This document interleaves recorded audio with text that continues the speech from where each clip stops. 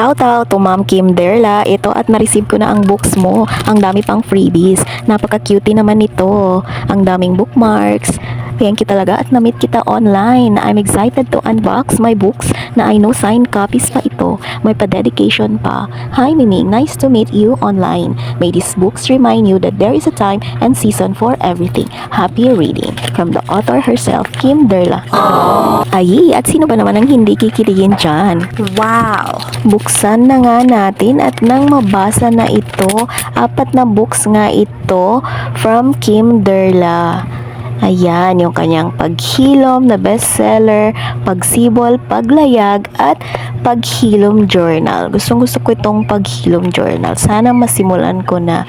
Mga tula at sanaysay, signed by the author herself, Ma'am Kim Derla. At may pag-cutie notebook pa dito na butterfly.